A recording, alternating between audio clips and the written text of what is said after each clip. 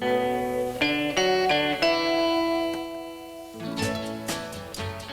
a sherry, will you? May as well. I won't have anything. Go ahead. Oh, excuse me, Mr. Pollard, your table's ready. Never mind the table, Diane. Are you ready? Ready for my offer? Ready to go to Scotland? Any more of this shilly-shallying, Diane, and I will do the first of two things. Withdraw the offer? Yes. Do you want to know what the second one is? It will be never to repeat the offer. Now, I know it's a woman's privilege to keep a man waiting, Diane, but don't overdo it. Has Paul Ross been getting at you? Not really. Ah. Then you're frightened of yourself. Oh, no. Yes, Diane, you're standing in your own way. No, I'm not. Then that settles it, doesn't it? What? You've just said yes, haven't you? Have I? Yes. Oh, yes. Congratulations. Thank you. Only when I offer you your next promotion in 3 months' time, don't take so long to accept it. Now, will you go to Mr. Paul Ross and do something for me? Oh, I'd rather you told him I'd accepted your offer, if you don't mind. Tell him precisely this, that I shall require a table for dinner tomorrow evening for my wife, myself, and Mr. and Mrs. Banks. Mr. and Mrs. Banks, yes, I'll tell him.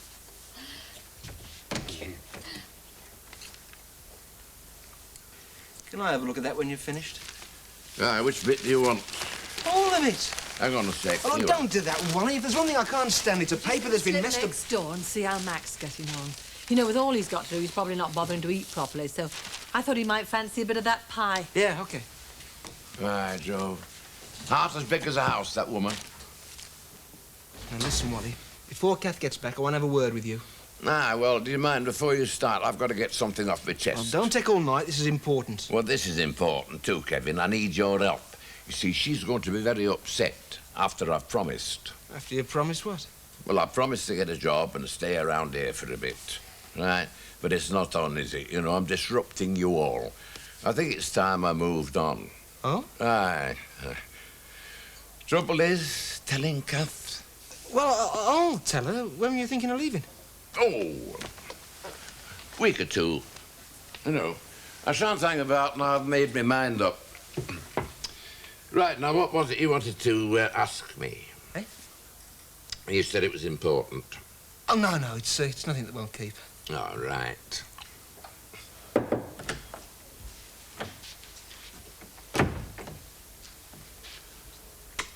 Finished dinner duty? Yes. What was Hall's like?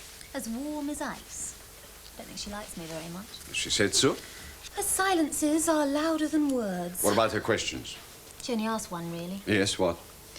If she found out who wrote the filthy thing, would I prosecute? You said no, of course. I said yes. If you react like that when she questions you, she's going to think she's caught you robbing a bank. Look, Miranda, ring the station first thing tomorrow morning, say you've changed your mind, and apologize before it's too late. Apologize heavily. You're an odd sort of lover. I get hit with a poison pen letter, and you seem to think I ought to apologize. What for, receiving it? Nobody hit you, Miranda. The letter hit me, and the only other person mentioned in it, your mother. So I'm supposed to be grateful for being told that you and my mother slept together? You know it's not true. And that makes it all right? That makes it none of your business. I have the right to prosecute, and your mother has the right to prosecute. But like me, she wouldn't be so crazy. Don't you realize? You know what the letter says isn't true because you know your mother and you know me. But who else would conclude it was a pack of lies? Huh? After reading a juicy newspaper story? Just think what it could do to your father, who once was so jealous of your mother's sex life he paid me to spy on it. Oh, do shut up. I'm not going to prosecute. I never intended to. I just want to find out who wrote the letter. Then I shall go to the police and tell them I'm dropping all the charges. Thank you very much, Icy Sergeant Halls. You can go now. But Sergeant Halls won't go away. She will simply inform you that the police will prosecute you. What? For wasting police time. It's a most serious offense. So what the letter says will come out in court any case. So be sensible. Do as I tell you. Please.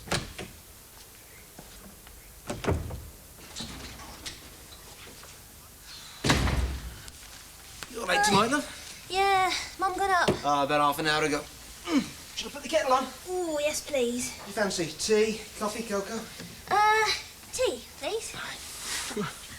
Long evening. Yeah. Oh, by the way, I think I've cracked it with Wally. How do you mean? Had a long chat with him and he's finally going. Honest? Oh, Kevin, you are marvellous. Well, he just needed somebody to stand up to him. When? Well, when's he going? Oh, yeah, he didn't say exactly, but soon. Oh, you are clever. What are you? He wants me to break the news to Mum. Oh, well, what did you say? It would be a pleasure. Oh, but it won't, though, will it? That's why I didn't tell her tonight. She'll only say we've been getting at him again. Well, not if you're careful how you go about it. Why don't you say it was his idea? Oh, it's a thought. Come in. Hello. Oh, hello, Diane. You finished? Wish I had. I've just come to tell you that I've decided to accept Mr. Pollard's offer. Well, it is a wonderful opportunity, and I can't afford to turn it down, can I? And, well, it's the slack season here until Easter, isn't it? I understand, Anne. Well, it'll only be for 3 months, and I'll be back. What, back to the coal trolley? Oh, I don't really know. Mr. Pollard said something about something a bit, bossier. You know, Mr. Pollard's only a minority shareholder, Diane. It's not what he says that counts, it's what David says. And after 3 months, it's not at all certain that David could have you back, not under Mr. Pollard's terms, anyway. There just may not be that managerial post open. So, it's up to you whether to take that risk or not. Well, what would you do? Well, there's no point in asking me. I'm a risk taker anyway. That's good enough for me. I'll take the risk. Well, that's it then. I'm off to Scotland. Yeah, I'm off to Scotland. That's right. The Pollard's expecting us. Yes, I know. He asked me to inform him the moment you arrive. Oh. May I take your coats, please? Thank you. If you'd care to wait for him in the bar, he'll be with you presently. Thank you. Wish I'd worn my beige crepe. Perfectly lovely the way you are. I don't know. I think I'm a little overdressed. Why did you wear it? Because you said you preferred it. I did not. Oliver, I said I liked it, and I do. I was standing in front of the mirror in my beige crepe, and I asked you what you thought, and you said you liked this dress. Sal, there's nothing wrong with your dress. There's nothing wrong with your hair. Your makeup is perfect, so just try to relax, eh? I'm perfectly relaxed. Why shouldn't I be? Now, can I get you a drink? Oh, we better wait till they come. Oh, perhaps you're right. Oliver, we don't have to talk about boring old business all night, do we? That is the object of the exercise. Yes, I know, but they're such interesting people, and they've led such fascinating lives. I mean, we don't want to get bogged down with all this garage business. And as soon as there's a hint of an opening, we must invite them back to us. Sal, don't go pushing. I don't push. I guide. I'll get the conversation nicely round. Just as soon as it happens, back me up. Oh, no. How do you do? How do you do? My wife, Valerie, Mr. and Mrs. Banks. Hi. We had quite a chat on the phone, didn't we? That's right. Oh, how lovely to meet you, Mr. Pollard. Well, what about some drinks? Shall we sit here? Why not? Lovely. Mandy, when you're ready. I think we'll keep the business side till later, shall we? In deference to the ladies. Yes, indeed. Now, why can't all businessmen be so considerate? I wouldn't be too impressed if I were you. All he means, Mrs. Banks, Oh, Sally, please. is that they're going to slide off somewhere and talk about the small print, and we're going to be left to chat amongst ourselves. Which has never proved a particular hardship. Jay tells me you've just been abroad. Canada. How awful for you. Lovely country. For beavers. The thought of it in winter makes me want to shudder. Well, it was a bit cold, I suppose. Do you remember that ghastly conference you took me to in, where was it? Oh, Manitoba. Manitoba in February. It took me 3 weeks in Bermuda to thaw out. Are you a sun worshipper, Sally? Well, we can't quite like I adore it. Jay has this wonderful holiday complex in Flamingo Bay. Fascinating. You know it? Never been. Oh, you must. Magnificent. Yes. Well, we really must organize that. After all, what's the point of owning a little bit of paradise if we can't ask our friends there? Lovely. Make mine a very large Bloody Mary, will you?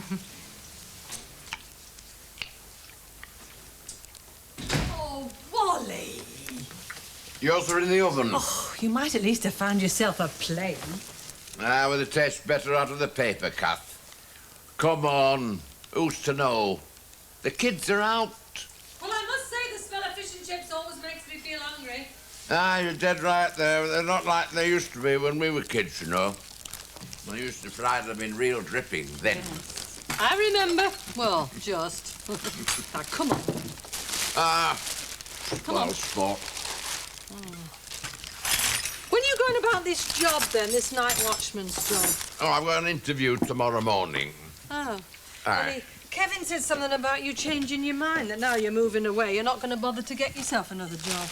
Well, I mean, you say a fortnight's money's better than nothing, isn't it? Well, you can't just go for a fortnight. No, but, you know, they might be glad to have me as, of course, sort of fill-in. But you'd tell them, wouldn't you? I mean, it wouldn't be fair, would it, if you didn't? Oh, I'll tell them. Don't we worry about that. You're not being pushed out, you know, not as far as I'm concerned. No, I know that, Kath. But what I'm worried about is you see. You've got to have it a lot easier than you've had it up to date, right? That's it. And with me here, well, you know. They've not been getting at you again, have they, Kevin and Glenda? Well, I wouldn't say getting up, but they've been dropping hints here and there, you know what I mean. And it'll not stop, Kath, you know, they want me out. Well, I suppose they're right, you know, I don't belong here, really. Well, the other night I told them if they felt like that, they could find somewhere else to live themselves. You didn't? I did. Well, I've got to stand up for myself sometimes, haven't I? I mean, they can't have it all the wrong way. Of course you have. I mean, it's your house, isn't it? Eh? You're right. It's your place. Right. All the same, I'm going. And I think you'll find that trying to offload a half share of the business is quite a handicap. It might be. It will be, my dear fellow. As you know, I have put in an initial bid of 50,000 to Mr. Lander. He won't be happy with that. Oh, of course he won't. Didn't intend that he should be. However, I shall increase it to 60,000, which I think is reasonable market value. And if anyone puts in a further offer, I'll be prepared to talk again. Oh, and incidentally, I'd be quite happy to pay you your usual commission. So that's clear enough. I'm not charging them commission. Oh, then why have you concerned yourself? They seemed in a bit of a spot, so I offered to help. Ah, it's nice to see such consideration these days. It's admirable. So it's fortunate that I can save you time and energy. In what way? By telling you here and now that the garage is as good as sold. I shall contact Mr. Lander at the weekend and put in a second bid. And that should pretty well seal it, wouldn't you say? And Miss Metcalf? Might well seal her fate into the bargain. Ooh, what's that smell? There's Glenda. Glenda? Right. Well, I think I'll get myself up to bed, Kath. You know, I've got to be at my best in the morning. Oh, yeah. Who's been eating fish and chips? We have, and very nice they were, too. Oh, could smell them at the gate. Well, good night then, Kath. Sleep well. Aye. Wally's having an early night because of his interview tomorrow. What interview?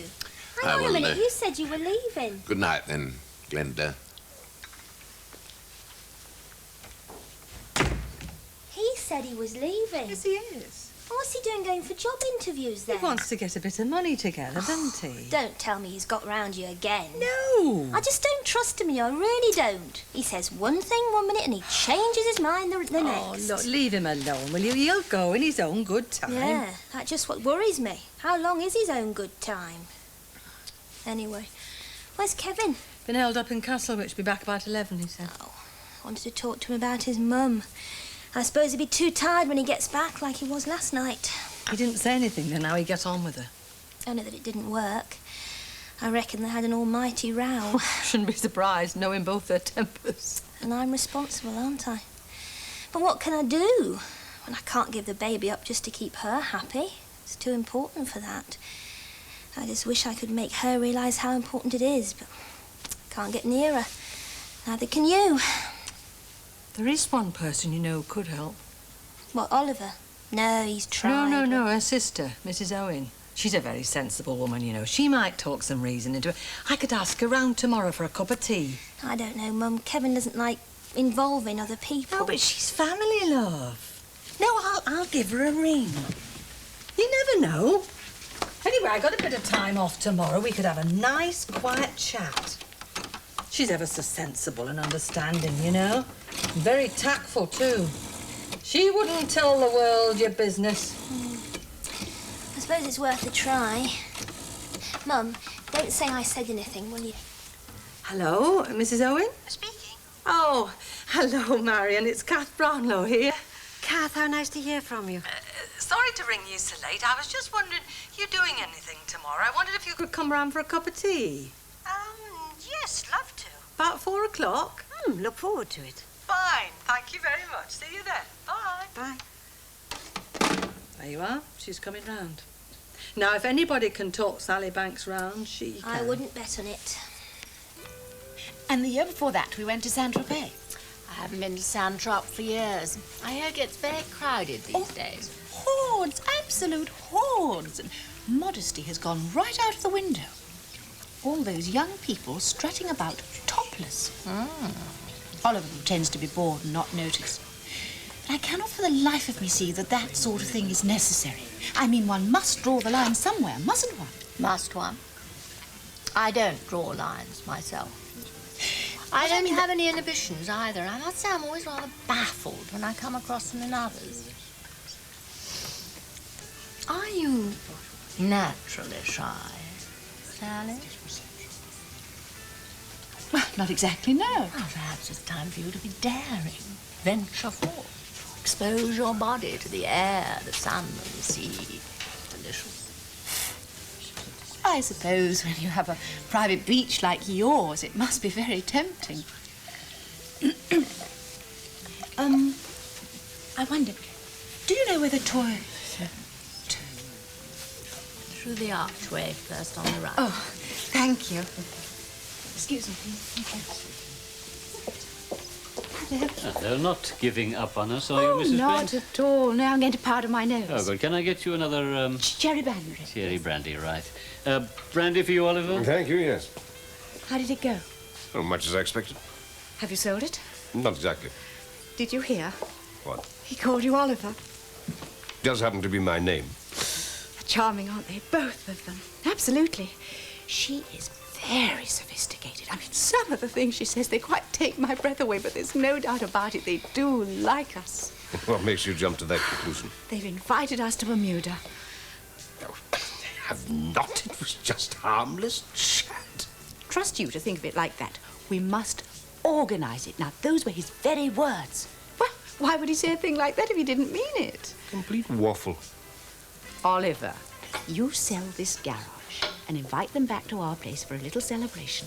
And I am telling you, we have cracked it. Just one little thing wrong with your plan, Sal. Well, what's that? Well, over this whole garage business, he's assuming he has no opposition. But all of a sudden, I rather think he has. Who from? Me.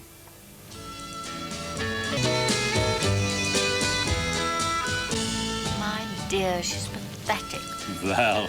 At a guess, I should think she's standing in front of the loo mirror, eyeing herself, trying to judge how she could possibly pull the bottom half of her bikini up to her chin.